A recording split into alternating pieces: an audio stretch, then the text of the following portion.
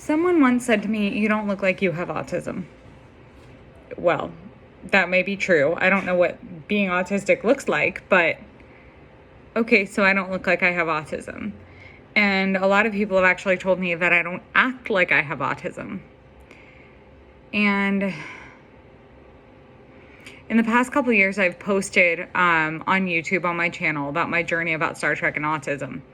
And I wrote about how it's like social awkwardness and not knowing how to act in certain social situations. And someone commented back that everyone's awkward in social situations. And that kind of hit me right in the heart because, like, yes, everyone is awkward in social situations. Yes, social communication is hard for a lot of people, especially my people who are Trekkies. It's kind of a nerd thing to be, like, awkward in social situations sometimes, but it's not the same. So I thought that I would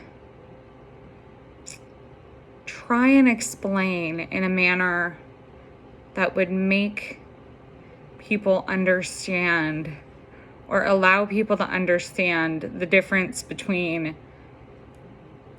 being a little awkward socially and then autistic awkward socialness, I guess.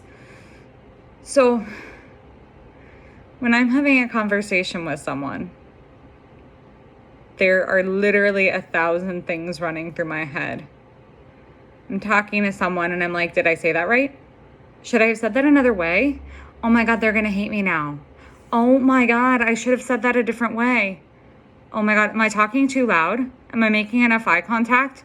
Am I talking too soft? Have I been talking too long? Do I need to ask them a question so that they can answer and they can feel like I'm not just talking, but that it's a conversation? You can't talk about Star Trek. Don't talk about Star Trek. This person doesn't like Star Trek. Don't talk about Star Trek. Don't talk about knitting. This person doesn't do knitting. Can't talk about knitting. Don't do knitting. Oh my God, you've been staring too long. You haven't been talking. You haven't been talking. You have to say something. Oh my God, did I say the wrong thing? Oh my God, are they going to think that I'm weird? Are they going to think that I'm awkward? Did I say it wrong? Am I still talking too much? Am I talking too quiet? Am I talking too loud? And that's all going on while we're trying to have a conversation with you. And that's just a small part of it, but all that is consistently happening in my head when I'm talking to other people. I'm like, holy shit, am I talking too loud? Am I talking too soft? Did I say the wrong thing? It's very hard to have a conversation, and all of that mental processing that it requires to try to talk to someone in the appropriate manner is very exhausting. So for me, when I go out and I have to be social and I have to be appropriate and I have to constantly think about everything that I'm saying and making sure that it's the right thing and it's not said wrong and not said rude. And, you know, God, that woman smells so bad. Her perfume is terrible, but you just kind of have to sit and bear it, because if you don't, that person's going to think you're rude. If you tell them, God, your perfume stinks, you can't say those things. I mean, you can, but you're not supposed to.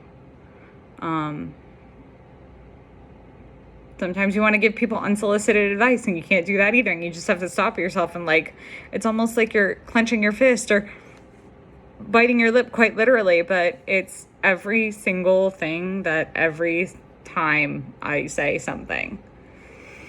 I literally had to go through an experiment and learn how to talk to my mom and dad without talking about my stuff, about talking about me so much and asking about them. And it was an actual learning process. And I didn't even learn that until I got into college. Actually, when I was becoming a teacher, I had to do an experiment on behavior, and I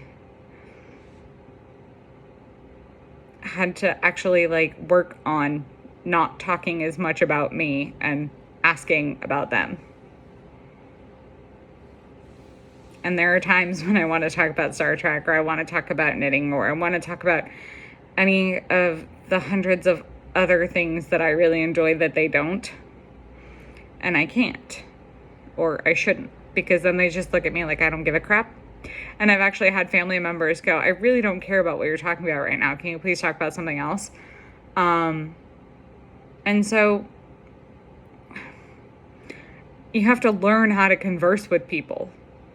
And while typical people, or, neurotypical people may be awkward socially, I'm pretty certain that there's not an entire monologue going on while they're trying to have a conversation. And if that's different, then please tell me. But I literally have like an entire running dialogue in my head while I'm trying to have a conversation with other people, especially when I'm talking to parents, like, of my students, because I always have to make sure that I say everything just the right way. Otherwise it'll come off wrong.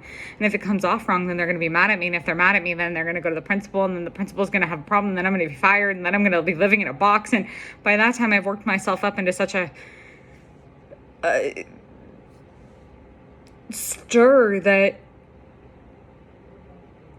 I'm starting to have like a meltdown or a panic attack, and that's something that comes along with having autism. I give myself a lot of anxiety with social stuff because of just not saying things right, or trying to say things right, or things coming off wrong.